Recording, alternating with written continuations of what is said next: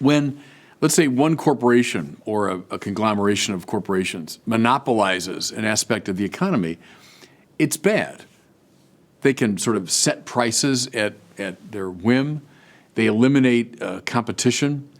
They exclude people from, free participation in the market. They drive prices up. I mean, all that is seen as unhealthy within a capitalist system.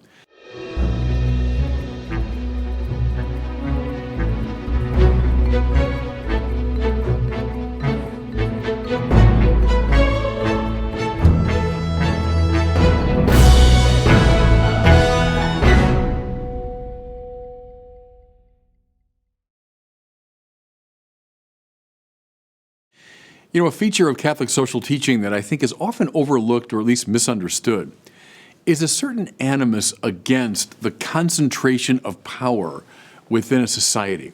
Catholic social teaching wants power distributed as widely as possible, which seems fairer and actually more efficient. Now, we can see it maybe most readily in the economic order, but this obtains too in the political order and the cultural order. Hyper-concentrations of power, Catholic social teaching thinks is a bad thing. Let's look at it now first economically, again, maybe the most obvious.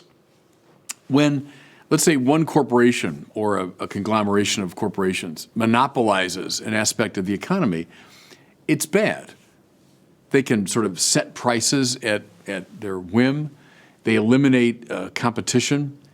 They exclude people from, free participation in the market. They drive prices up. I mean, all that is seen as unhealthy within a capitalist system. Go back now to the early 20th century and Theodore Roosevelt's trust busting. Well, it was against that kind of monopolizing within the economy. Or think today, just very recently in Congress, there are moves against, Google and Facebook and some of the big tech conglomerates. Because the same thing, there was too much power economically being concentrated in one place. I know when you talk about, well, therefore you're calling for the redistribution of wealth, it makes people nervous because they think right away of the government doing that. Well, Catholic social teaching does indeed think the government can do that to some degree. Take trust busting as one example, minimum wage requirements, limitations to the workday, other ways that the government can regulate the economy. Taxation itself is a kind of redistribution of the wealth. But Catholic social teaching also holds that the natural rhythms of a market economy can accomplish this. Think of John Paul II in Centesimus Annus says that profit-making itself is a way of redistributing the wealth. Now, why? Well, because if you're noticing, look, that guy's making tons of money in that segment of the economy, that means I can get involved. There's money to be made. I can maybe propose a more efficient product. And the healthy competition that ensues is a way of distributing wealth and power within the economy. Again, the ideal is to avoid these hyper-concentrations, which can become tyrannical. So that's the economic order. But it's also true in the political order. Now, obviously the case in certain forms of dictatorship. Think of the oppressive tyrannies of the 20th century. Think of certain theocracies on the scene today. When there's a hyper-concentration in one party or one perspective, that can lead to forms of tyranny. But, if you think, oh, that's all just kind of distant business, it doesn't really apply to me, I don't know, look at my home state of California. Try running as a pro-life politician in California or Illinois or Massachusetts. I think you'll see what the hyper-concentration of political power looks like. When there's a state or city that's been governed by one party for decades, that's almost a formula for political corruption. So Catholic social teaching wants, in the political order, power to be more widely distributed. A wide variety, perhaps, of political parties, political perspectives. Maybe things like term limits, not allowing politicians or certain parties to dominate a system. So again, spreading out, in this case, political power. We can also see it in the cultural order. Again, extreme examples. Look in the 20th century, in Nazi Germany or in Soviet Russia.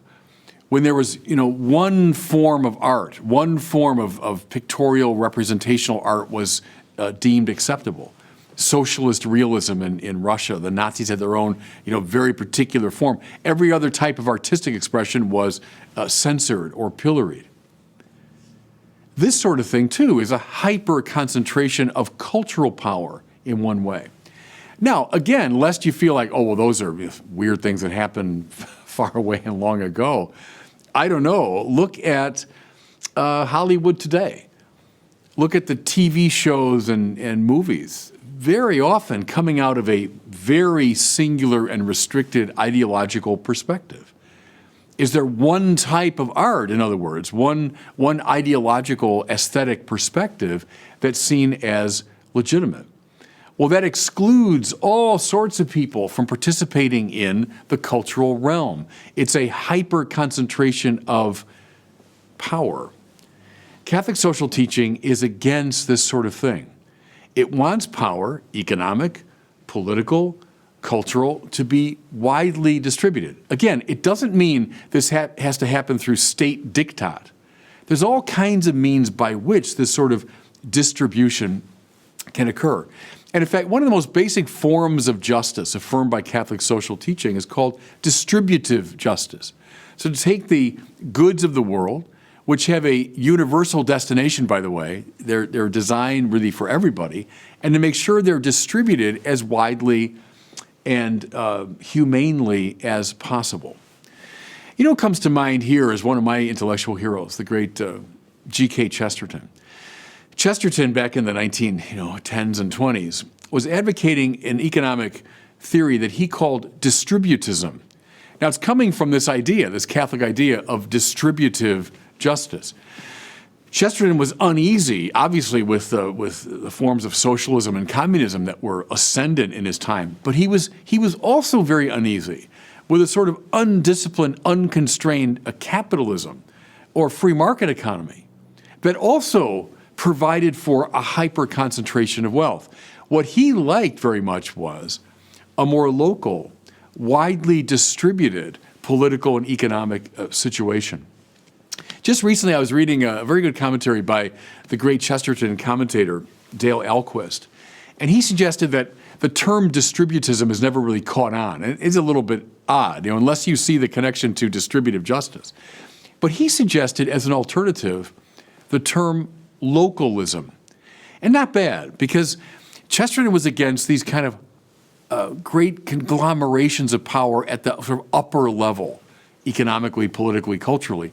And he liked what was closer to the ground, widely distributed within a society. So, distributism, localism. By the way, you want to see it on vivid artistic display, go get the Lord of the Rings movies. What you see in the Shire, because of course Tolkien was very influenced by Chesterton, what you see in the Shire, the hobbits living in simplicity, close to the ground, people running their own small businesses, making their own tools, etc. And notice Tolkien's great animus against Sauron and these people who had these great sort of industrial complexes. Well, that was his commentary against the kind of industrial capitalism of his own time.